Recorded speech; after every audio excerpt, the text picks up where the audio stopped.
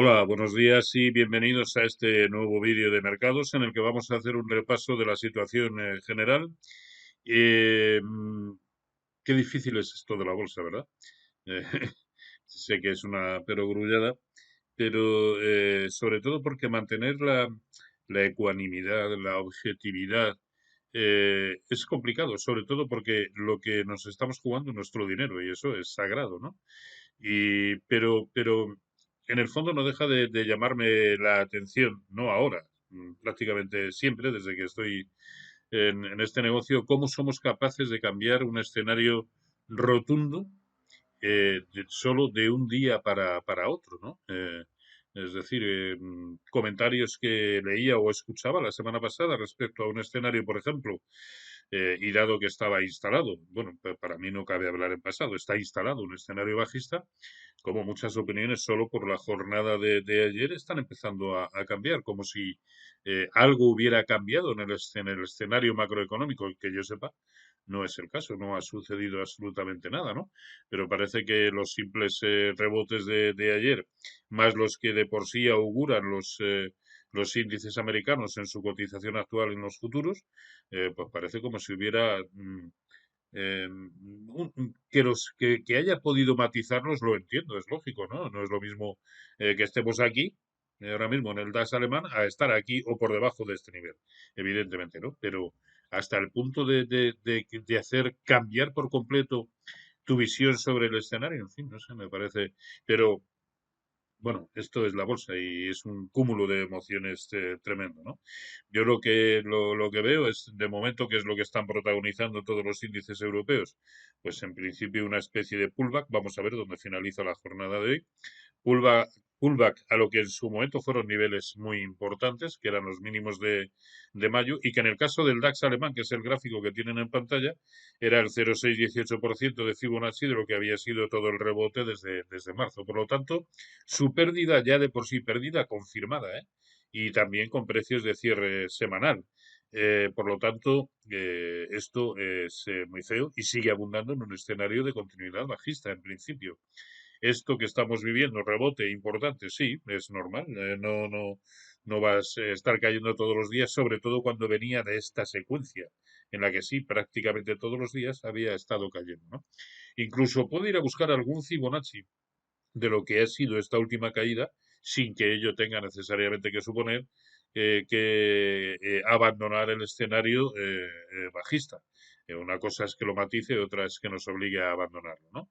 Así que aún incluso estamos bastante más próximos a soportes que a resistencia, por lo tanto, niveles clave a vigilar, los 13.000 por debajo. Yo creo que los mínimos de marzo no van a aguantar en absoluto.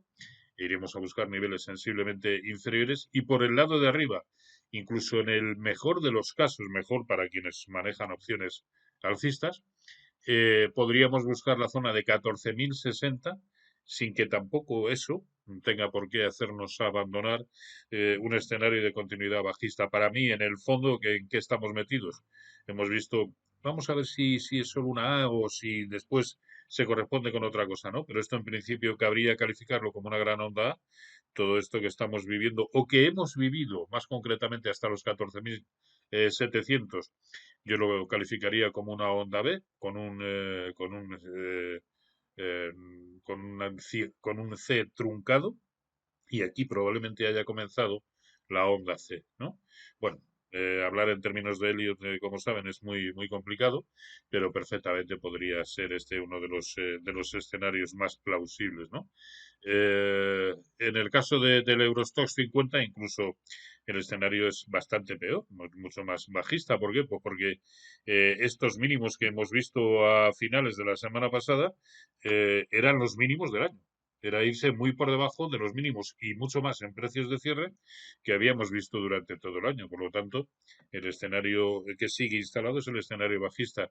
¿Qué está protagonizando? El pullback a los mínimos de mayo, en la zona de los 3.530 puntos, ahí lo tenemos, y perfectamente, incluso como sucede en el caso del DAX alemán, podría ir a buscar incluso algún Fibonacci de lo que ha sido la última caída, eh, eh, para posteriormente seguir cayendo. Si ha de ser de otra manera, y ya hemos visto lo peor, de todo el escenario bajista de corto, medio e incluso largo plazo, bueno, que sean los gráficos los que nos lo vayan diciendo. A mí, nada de lo que está sucediendo de momento me saca del otro escenario, ¿no? El CAC 40 lo mismo, fíjense que los mínimos de mayo lo eran en la zona de 6.100 y en precios de cierre ya hemos visto los peores precios de cierre la semana pasada de lo que llevamos de año, luego el escenario el mismo.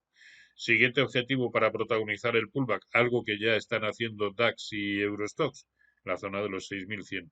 ¿Cuál es el que mejor está en el mercado europeo? Sin ninguna duda, el IBEX 35, que en ningún caso además ha llegado a perder no solamente el 0,618% de Fibonacci de toda la subida desde marzo, cosa que sí han hecho el DAX, recuerden, era este nivel, el CAC 40 era este nivel, ya lo perdió, y el Eurostoxx 50 también lo ha perdido. Por lo tanto, el que mejor se está comportando y el nivel clave a vigilar la zona de 8.050. ¿Por qué? Pues porque son los mínimos por debajo de los cuales probablemente este 0,618, la zona de 7.880, no serviría para nada. Probablemente no aguantaría.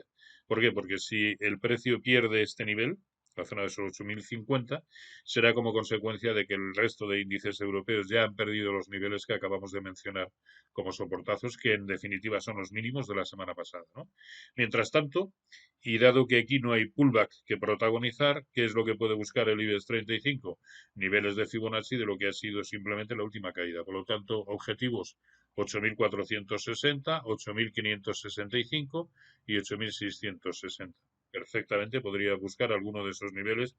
Yo soy más propenso a pensar que como mucho alcanzará el primero de ellos en 8.465. Para ello, habría cerrado el último hueco bajista, pero en principio nada ha cambiado. Y por no prolongarme mucho más, porque en el fondo todo esto no es más que abundar en el mismo escenario de las últimas semanas, en el caso de los índices americanos, por mucho que hoy vengan subiendo ya casi en futuros a estas horas un 2%, pero esto evidentemente sigue siendo bajista. No hay ninguna otra forma de calificarlo. De hecho, el SP500 ya ha perdido el 0,618% de Fibonacci del último impulso que nació en octubre de 2020 y ya ha perdido también el primero de los niveles de corrección proporcional, lo tenía en la zona de 3.820, a lo que fue toda la subida desde marzo de 2020. Luego ya estamos en un periodo correctivo de todo lo que nació en marzo de 2020, no de lo de octubre de 2020, no de lo de... no, no, no, ya estamos en un contexto de corrección de largo plazo. Luego ya veremos si estos niveles de 5.200 no aguantaran, perdón, de 3.240 no aguantaran, estaríamos hablando de otro contexto bastante más severo en el que empezaríamos a ver correcciones a todo lo que se inició en 2009. Pero eso son palabras mayores. En el momento actual, esto, que sigue siendo bajista, para mí no hay ninguna duda. Bueno, todas las dudas, por supuesto, que conlleva siempre esto de la bolsa, que es muy, muy complicado, ¿no? Pero, es más, quienes puedan albergar dudas añadidas, que ahora mismo, antes de comenzar el mercado, que se pasen estos gráficos a gráfico semanal y vean la vela semanal que nos han dejado absolutamente todos los índices americanos. Muy, muy de continuidad bajista. Nasdaq 100, eso es bajista. Y ojo que el Nasdaq 100 ya ha perdido el 50% de corrección proporcional de todo lo que se inició en marzo de 2020. Con lo cual, a lo mejor esta zona que siempre o desde hace mucho tiempo manejábamos como nivel importante de soporte y objetivo claro, la zona de 10.670, pues puede quedarse en nada. Observen que la proyección mínima de esta formación triángulo-rectángulo descendente nos lleva a pensar en niveles de 10.000. Y 10.000 es irse por debajo de esos niveles, irse por debajo del 0,618% de Fibonacci y de todo lo de marzo, así que podríamos ver niveles sensiblemente inferiores. ¿De acuerdo? Ahora, que esto empieza a darse la vuelta, empieza a corregir de tal manera que ya no hablamos solamente de un pullback o de una corrección en términos de niveles de Fibonacci a lo que fue la última caída, bien, que sean los gráficos los que nos lo vayan diciendo. Lo único que quería apuntarles hoy es que para mí, al menos, no ha cambiado absolutamente nada en estas dos jornadas, o jornada y media que llevamos, como para pensar que de un plumazo han desaparecido todos los problemas que están conllevando que hoy por hoy, a mi entender, todos los gráficos sigan siendo bajistas. Venga, pues nada más. Un saludo y feliz negocio como siempre. Cuídense mucho.